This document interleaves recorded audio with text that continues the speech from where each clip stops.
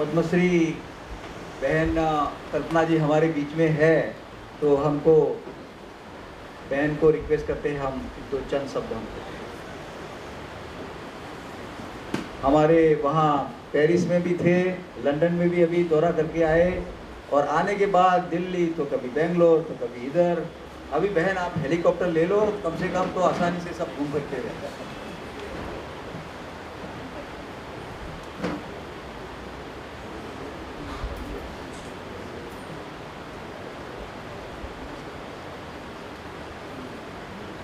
तथागत भगवान गौतम बुद्ध, परम पूज्य डॉक्टर बाबा साहब अम्बेडकर, महात्मा ज्योतिबा फुले, सावित्रीबाई फुले, इनकी प्रतिमाओं को अभिवादन करते हुए समस्त भिक्षुगण जो बैठे हैं यहाँ पर, उनको अभिवादन करते हुए राहुल मोदी जी है और काफ़ी सारे हैं, नाम तो खैर मैं नहीं जानती, इनको वंदा मिवंते जी और सभी मेरे धर्म बंधु।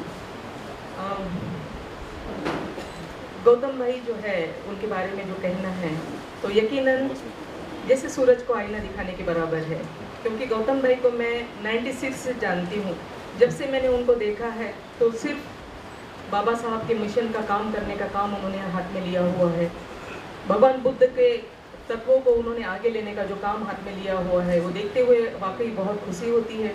मैं गुजरात भी गई हूँ, गुजरात में भी उनकी स्कूल है, उनके आश्रम है और बहुत सारा काम ऐसा उनका चलता है। लंदन जैसे शहर में बहुत बड़ा बुद्ध विहार उन्होंने बनाया है, और सबसे बड़ी बात यह है कि उन्होंने वहाँ पर जो जगह बनाई हुई है वो इस तरह से कि महाराष्ट्र से ही नहीं पूरे भारतवर्ष से जो भी बच्चे हमारे यहाँ से पढ़ने के लिए वहाँ जाते हैं तो उनकी जो रहने के लिए, देखिए खाना तो खैर खा ले कोई, लेकिन रहने की जगह मिलना लंदन जैसे शहर में बहुत ही मुश्किल हो जाता है। लेकिन मेरे भाई ने वहाँ पर ऐसा काम कर रखा है कि जो बच्चे यहाँ से पढ़ने के लिए वहाँ जाते हैं तो उनको रहने का एक निवारा वहाँ पर मिल जाता है, जिसकी वजह से वो आसानी से अपनी पढ़ाई कर सकते हैं और आसानी से अपना काम करके आगे बढ़ते हैं।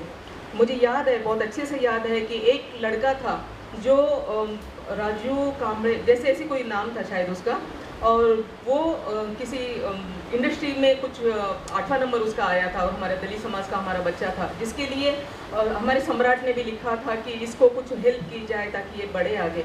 30 लाख रुपए का सवाल था लंदन में जाने के लिए, लेकिन वो 30 लाख रुपया बैंक में उसको दे नहीं पा रही थी।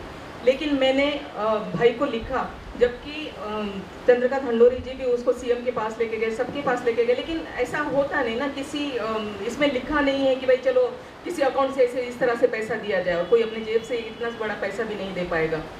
तो कुछ रिक्शा वालों ने, कुछ किसने, ऐसे छोटे छोटे लोगों ने भी उसको पैसे दिए थे उस वक्त, तो पर तब भी उसका कोई प्रॉब्लम सॉल्व नहीं हो रहा था। और लास्ट कुछ 7-8 दिन बचे हुए थे और हमारा कोई प्रोग्राम चल रहा था और प्रोग्राम की मीटिंग चल रही थी, जिसमें वो मुंगेकर साहब के पास में आया और मुंगेकर साहब ने मुझे बताया कि देखो कल्पना था इसके लिए कुछ कर सकते।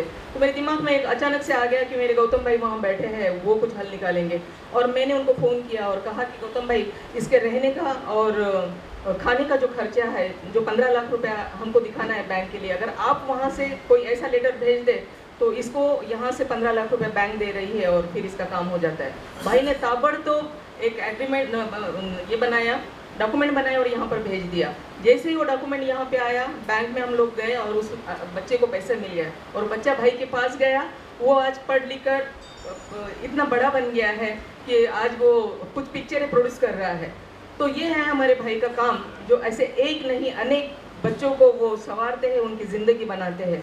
तो इसी तरह से गौतम भाई जैसे लोग हमारे समाज में अनेक सारे हैं। बहुत सारा काम भगवान बुद्ध के विचारों को आगे लेके जाने का, डॉक्टर बाबा साहब अम्बेडकर के विचारों को आगे ले जाकर कोई ना कोई अपने अपने तरीके से काम कर ही रहा है, आगे बढ़ ही रहा है। हमने भी कहीं कार्यक्रम किए राहुल मोदी जी के साथ में, थाईलैंड के लोग यहाँ पर आए थे, 10-10 दिन के हमने शिविर यहाँ पर लिए, राहुल मोदी जी ने यहाँ पे लिए, मैंने कल्याण में लिए, और बहुत बड़े बड़े फंक्शन हम लोगों ने किए। 3-3 दिन के फंक्शन में 20-20, 25-25 हज़ार लोग एक कंटिन्यू आते रहे।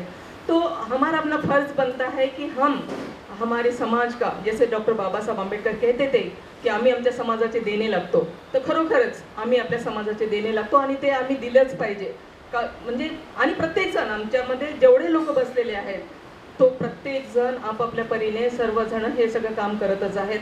तर आता गुजरातमध्ये भाईने खूप मोठा ऐसा प्रोग्राम घेतलेला है, तो ऐसे इस प्रोग्राम के लिए हम सब ने मिलकर आगे बढ़कर उस प्रोग्राम को अपनी तरफ से जो भी मदद हम कर सकते हैं करना चाहिए, क्योंकि वो सिर्फ गौतम भाई का प्रोग्राम नहीं, हम सबका प्रोग्राम है, इसलिए हमने सब ने आगे बढ़कर उस प्रोग्राम में बराबरी का हिस्सा लेना चाहिए।